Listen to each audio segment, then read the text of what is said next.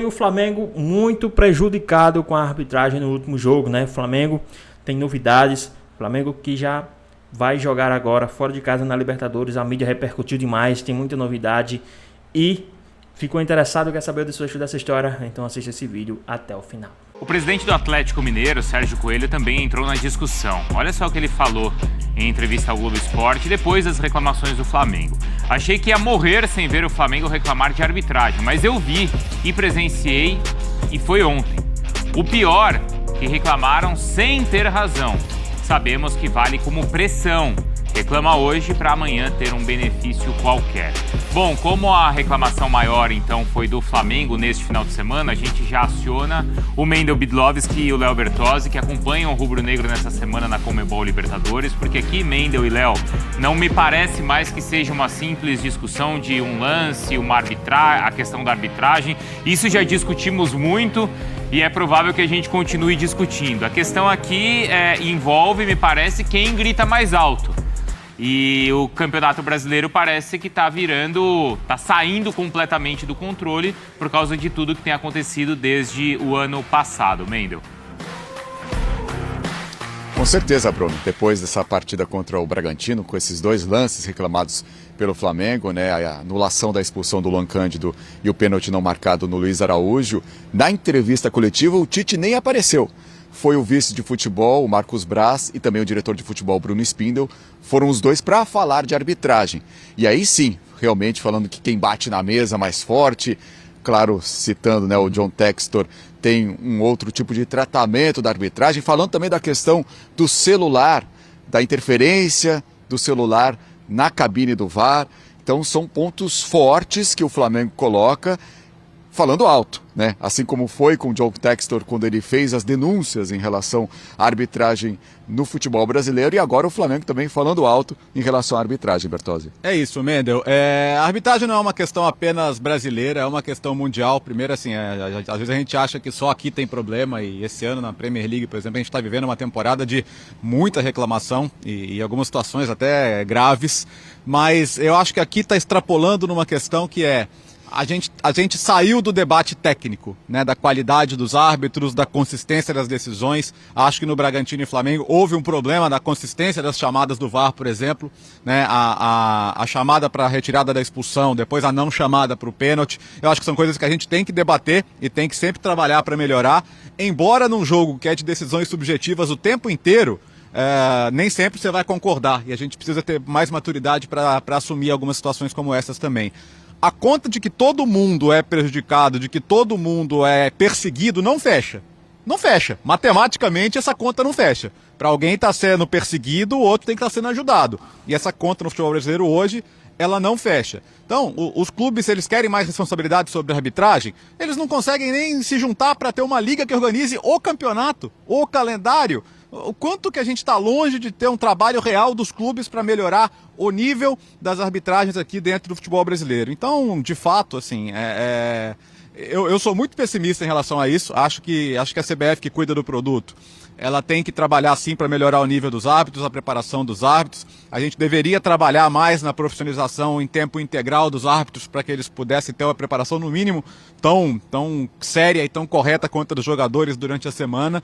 Mas eu acho que esse debate, quando ele foge da qualidade dos árbitros e ele entra no dolo, quando ele entra na perseguição, quando ele entra insinuando que árbitros participam de esquemas sem ter nenhum tipo de base de prova, base de evidência para isso, aí você já extrapolou da discussão sobre qualidade de arbitragem, já entrou num terreno que eu acho assim, ultrapassa até o nível de leviano. É isso aí, o Flamengo então entra nessa disputa de discursos sobre a arbitragem, vai enviar um ofício à CBF reclamando da arbitragem do jogo, mas claro, isso aí é protocolar e a gente segue com essa discussão sobre a arbitragem no futebol brasileiro. Como o Léo falou, né, Natália e Dona, a gente não está discutindo a qualidade da arbitragem ou os lances da arbitragem. O que os clubes questionam nesse momento é a lisura da arbitragem. E aí o campeonato sai do controle, não sai? Mas o questionamento ele é só quando você se sente lesado. Porque sim, quando você é beneficiado... Todo o discurso, o Bertozzi ele traz uma questão que todo discurso, quando começa, é só contra fulano, é só contra a gente, é tudo contra... Mas são todos os discursos de todas as pessoas que se sentem lesadas. Tá errado. Quando o discurso for para melhorar o futebol, para melhorar a arbitragem, porque se depender da CBF, a gente já viu que não vai melhorar. Isso aí tá claro. Agora não é a prioridade da CBF melhorar o seu produto. É ganhar dinheiro. Não é melhorar o seu produto. Então, enquanto não houver um movimento sério dos presidentes dos clubes, independente se são beneficiados ou não por erros de arbitragem, não vai adiantar. É sempre o mesmo discurso. O Flamengo reclamou como reclamou contra o Atlético Goianiense? Não. Aí vai reclamar de horário, aí vai reclamar... E aí, na outra semana que for beneficiado, vai reclamar também? Então, mas os clubes eles não estão mais reclamando da qualidade da arbitragem, eles estão reclamando da transparência, da honestidade da arbitragem. E todo mundo grita. Tanto que o Atlético nem estava envolvido aí na confusão, ele se coloca na confusão porque ele está vendo que está indo para esse caminho. Que se ele não se colocar na confusão, ele vai ser engolido por quem está se colocando. A gente vive a era da teoria da conspiração. Isso. Na sociedade. E agora afetou o esporte, afetou o futebol brasileiro. A gente já viu, né, em algumas oportunidades, um discurso bem semelhante, que eu acho que é um discurso leviano. O Léo, ele utiliza a palavra perfeita, é leviano. Você não tem base, se você não tem uma prova, é leviano. Você está jogando ao vento, você está gritando. E, principalmente nessa temporada, após a faísca do caso do John Textor, a gente está vendo que isso está dando mais voz. Isso. O que a gente enxerga? Olha, Bruno, assim, eu trabalho há 12 anos como comentarista. E eu não consigo ver uma mudança de cenário porque é exatamente isso que a Natália falou. Quando um time se sente prejudicado, e eu acho que o Flamengo foi prejudicado pela arbitragem no sábado, não deram um pênalti legítimo em cima do Luiz Araújo. A gente vê a direção, nesse momento foi a direção do Flamengo reclamando. Sim. Mas quando é beneficiado, todo mundo fica calado. Ninguém faz um movimento, de fato, de unidade para tentar melhorar a arbitragem brasileira. A CBF, ela dá uma aula de como não gerir isso tudo. Porque se a gente for falar de nível técnico de arbitragem, a gente talvez esteja falando da pior do mundo, que só piora nessa temporada. A gente viu ali os erros, né, em partidas envolvidas do Flamengo, né? Que o Flamengo tinha um envolvimento. Se a gente for pegar dos 20 times da Série A, só pegar a Série A, a gente vai escancarar isso. A arbitragem é péssima. Ela não tem critério. Ela é uma arbitragem que ela entra pressionada. E diante desse ambiente de uma falha técnica e de uma falha de convicção, de uma pressão da arbitragem, a gente vê os dirigentes gritando. Sim. Então a gente fica, quem vai gritar mais? O Spindle gritou, o Marco Baggio gritou, aí você vê já o presidente do Galo também gritando. Então fica assim, um eterno ciclo de pressão em cima da arbitragem para você tentar ser menos prejudicado. É uma loucura, cara. É uma loucura isso tudo. E não tem fim, né? E não tem fim, é um ciclo que não tem fim. É um ciclo que não tem fim.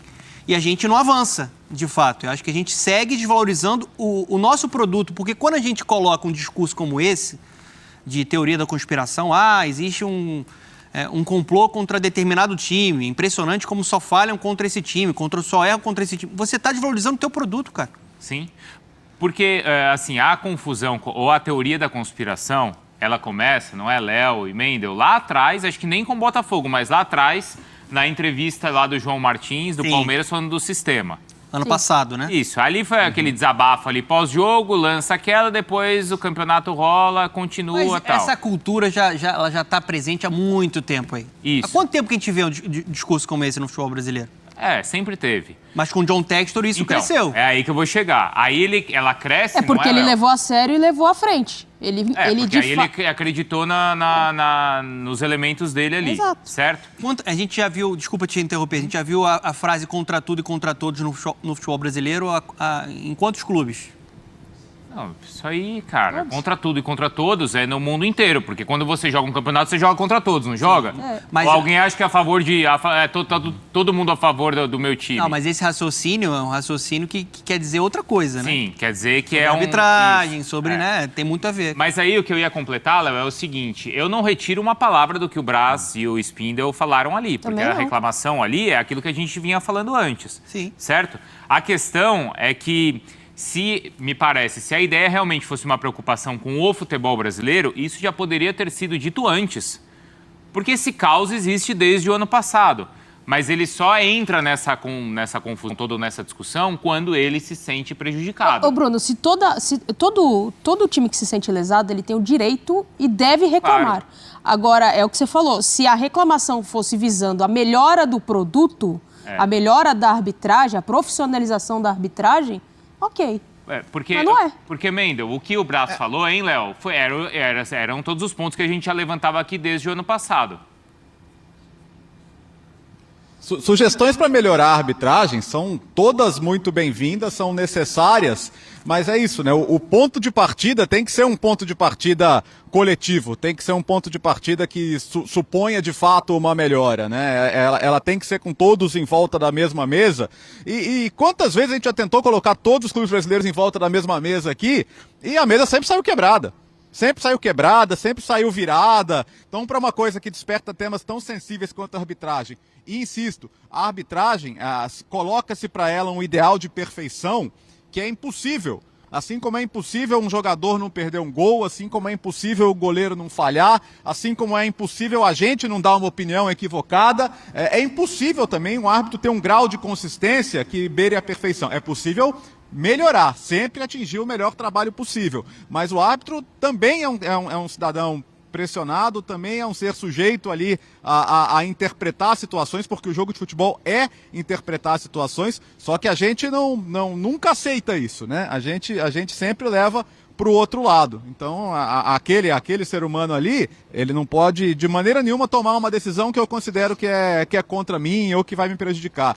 Então, eu acho que é uma discussão que já começa também num grau de acidez, que é muito difícil, né? É muito difícil. Então, o árbitro ele já está numa situação de pressão e sem a preparação adequada, inclusive psicológica. A coisa que eu mais concordo ali da discussão do Brás esses caras estão sendo pressionados semana após semana porque a discussão está acontecendo do lado de fora e quem que está os protegendo?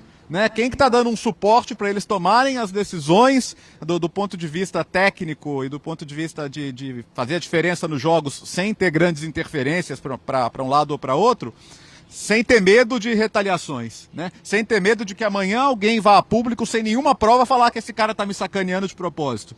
Então, assim, olha quanta coisa falta ser feita e eu não consigo ver, né? O que eu sinto de diferença também nos últimos anos é que antigamente era um discurso mais de fora para dentro, essa perseguição a alguns times. Os diretores, quando se sentiam prejudicados, deixavam no ar. Agora não tem mais pudor. Agora o diretor vem e fala categoricamente que o time dele está sendo prejudicado de propósito no campeonato. Então isso levanta uma suspeita em toda a competição e, claro, retroalimenta essa questão dessa mania de perseguição de algum torcedor em relação ao seu time. Ô, Léo, já para me despedir de vocês não entendem que o campeonato perde o controle justamente quando não existe uma punição para o John Textor? Quando ele faz todas as acusações e não é capaz de provar? É aquela coisa, né? Quando você organiza o campeonato. Agora na Premier League rolou uma coisa assim, que é raríssimo de acontecer lá, né? Que foi o Nottingham Forest falar, mas colocaram no VAR um cara que é torcedor do Luton, que é rival direto pelo rebaixamento. As pessoas nem entram no mérito de estar certo ou não. Teve um dos lances que eles reclamam até que eu acho que de fato eles foram prejudicados. Mas as pessoas falam, cara, não dá para você jogar a lisura do campeonato, um campeonato que é seguido no mundo inteiro, que vale bilhões em direitos de transmissão e que precisa ter uma credibilidade. Não dá para você que faz parte, que é sócio desse campeonato, jogar essa credibilidade no lixo. Entendeu? Então, assim, os clubes não se sentem sócios do campeonato aqui, né? Não se sentem, é porque não são. né? Então acho que esse é um ponto muito severo e eles não entendem que minar a credibilidade do campeonato é amanhã, então eu tô lá fora vendo, pô, mas esse campeonato brasileiro toda hora tem alguém falando que o campeonato é comprado, que o campeonato é vendido, que o campeonato é manipulado. Eu vou querer ver? Pra quê? Eu não quero ser feito de trouxa, né? Então eu acho que parte muito desse ponto aí. Exatamente, Bruno. Estamos aqui, eu e o Bertozzi, na praia de Coquimbo.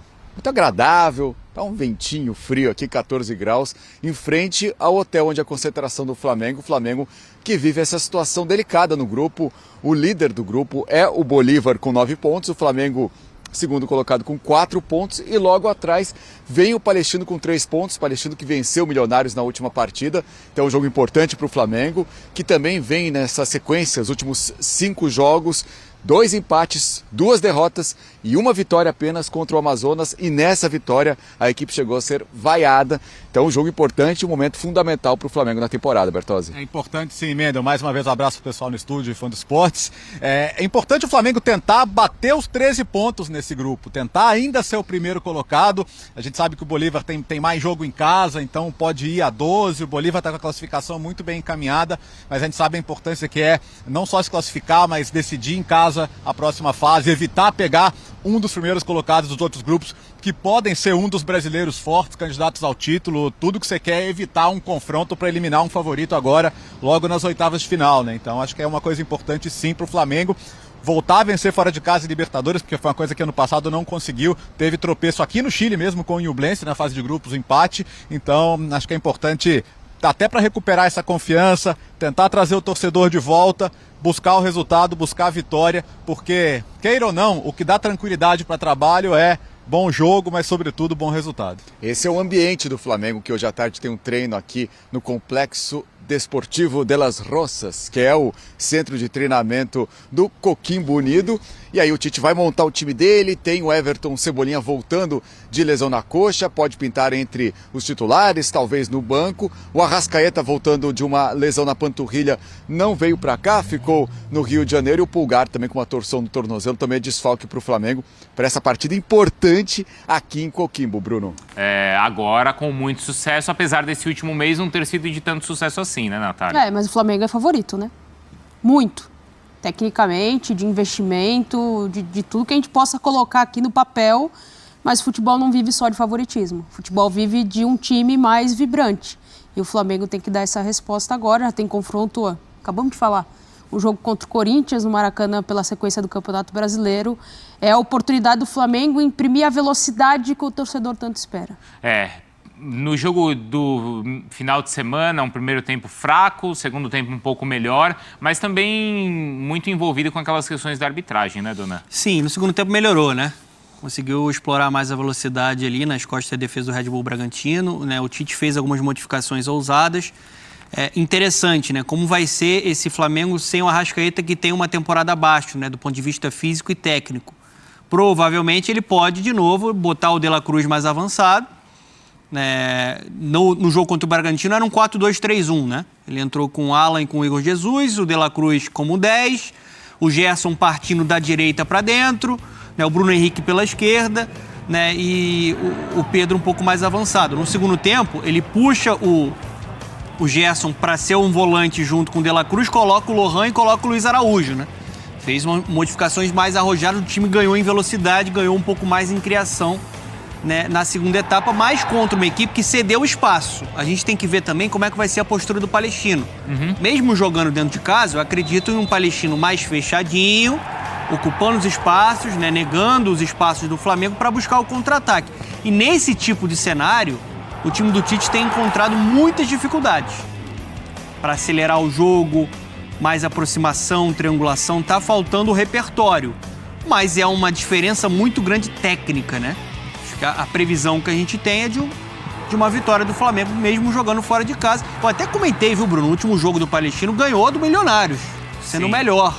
Sendo bem melhor que o Milionários. O Milionários joga agora com o Bolívar, né? Sim. Recebe o Bolívar, o Bolívar tem 9 pontos. Exatamente. O Bolívar pode deslanchar na liderança. Me chama a atenção o que o Dona falou em relação ao quanto o Flamengo tem tido dificuldade contra times que fecham em blocos de marcação mais compactados ali, gerando essa dificuldade. Talvez a volta do Luiz Araújo, aí tem que ver a condição física e se o Tite vai colocar ele de fato no jogo, foi o cara que cresceu com o Tite. Né? Se tem um cara que melhorou muito de produção, já estava contestado pelo valor que foi pago e não tinha rendido, foi o Luiz Araújo, o Everton Cebolinha, na verdade. É. Então... Porque essa queda, não é, Léo, do Flamengo na temporada, ela coincide, é verdade, com o início de Campeonato Brasileiro e de Libertadores, mas também com a ausência do Cebolinha.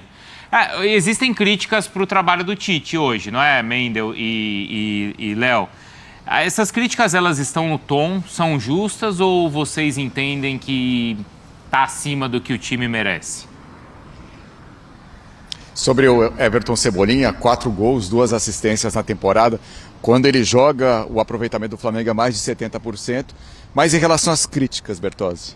Ô Mendel e companheiros, eu penso o seguinte, o momento do Flamengo tecnicamente não é bom. Acho que quem viu o jogo com o Amazonas, quem viu o primeiro tempo contra o Red Bull Bragantino, entendeu que é um time que hoje está, às vezes, pesado, lento, moroso, né? Como o Donan colocou ali, segundo tempo, colocou velocidade, começou a acelerar um pouco mais, aproximar um pouquinho mais, trazer o De La Cruz para ver o jogo de frente, distribuir, que é uma coisa que ele sabe fazer muito bem, a coisa funcionou. Então acho que também, se a crítica não dá mais, tem que trocar, de novo, sabe, vai trocar quantas vezes ainda antes de entender que precisa ter um pouquinho mais de paciência com os trabalhos, né? Pelo menos alguns, que eu acho que não são de se jogar fora. Então eu acho que o Tite, técnico experiente, ele deve ser o primeiro a entender o que não está funcionando e tentar as correções, né? Eu acho que as correções que ele já fez dentro do jogo contra o Bragantino, por exemplo, foram boas correções que fizeram o time melhorar.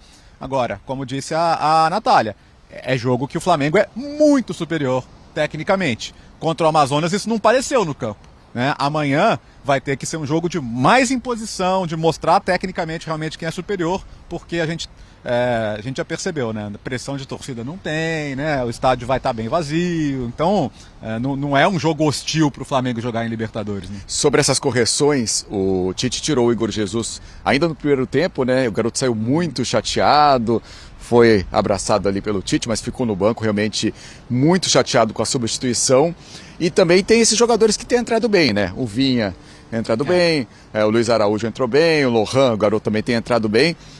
São situações que o Tite pode pensar para a montagem do time, até pensando nesse jogo e a sequência da temporada. Muita atenção ao Lohan, né? Muita atenção ao Lohan, é um garoto que já é tratado como um fenômeno na base, foi protagonista agora da conquista da Libertadores Sub-20 no time que derrotou o Boca Juniors na final, e é desses que sabe que é uma oportunidade você abraça, tá para fazer 18 anos aí, o Flamengo deve renovar o contrato para garanti-lo por mais tempo, né? Ou eventualmente visando uma venda maior lá na frente. Mas é um garoto que tem aproveitado as chances, é daqueles que botam fogo no jogo, né? Que o torcedor adora, que gosta de... O torcedor já gosta de garoto da base representando o clube, né? Quando ele consegue mudar os jogos, então, mais ainda. São as opções do Tite que tem para esse jogo e para a sequência da temporada, Bruno. Ô, Donan, essa oscilação, ela é normal? Porque vamos combinar o seguinte, a não ser que você seja um torcedor do Bayer Leverkusen, o seu time vai oscilar na temporada, não é verdade? Sim. Até o torcedor da Inter de Milão lamentou derrota. Até o torcedor do PSV, que a gente estava falando aqui, foi goleado na Champions. Sim. Então, se você não for torcedor do Leverkusen, saiba que seu time vai oscilar. Tá dentro do esperado do Flamengo ou não? Eu acho que, assim, tá abaixo do esperado do ponto de vista de criação. Eu esperava um nível um pouco mais avançado. Mas também não é um momento de você falar em demissão do Tite. Isso é uma loucura. O Flamengo tem pecado muito por conta disso. O Tite já demonstrou que ele é um técnico ultra competente. Acho que a largada dele foi muito positiva. Agora está faltando algo a mais e ele está tentando encontrar soluções, né? Até do ponto de vista tático, né? Modificando, né? Tentando algumas mudanças ali. Ainda não veio por um 4-4-2, que pode ser uma alternativa também para esse Flamengo, né? No decorrer da temporada. Mas eu acho que o time, de fato, ele está jogando aquém do seu potencial. Principalmente quando enfrenta adversários organizados defensivamente, mais fechados. O Léo citou um grande exemplo, contra o Amazonas. Então. Com dificuldade de finalizar gol, né, tendo que explorar muito bola aérea. Isso é muito pouco para o Flamengo. Eu não estou pedindo para o Flamengo dar show. Que eu acho que esse pedido até é um pedido completamente exagerado. Ainda mais porque é um pedido que sempre colocam muito na conta do Flamengo. Eu acho que o Flamengo precisa ter um jogo mais equilibrado. Que é a bandeira do Tite. Sim, mais equilibrado, né? Uma defesa forte, um meio campo que cria, um ataque que seja mais contundente, né? Vamos ver como é que vai ser contra essa equipe do Palestino, que é uma equipe frágil, né? Muito frágil tecnicamente. O Flamengo não pode nem sonhar em perder esse jogo, porque se ele perder esse jogo, ele perde a segunda colocação do grupo. Então, assim, não dá, é inegociável você vencer e acho que todo mundo espera uma atuação um pouco mais convincente. é que a rejeição por parte da torcida é muito grande, né, Natália? É porque tá faltando o brilho desse time. É.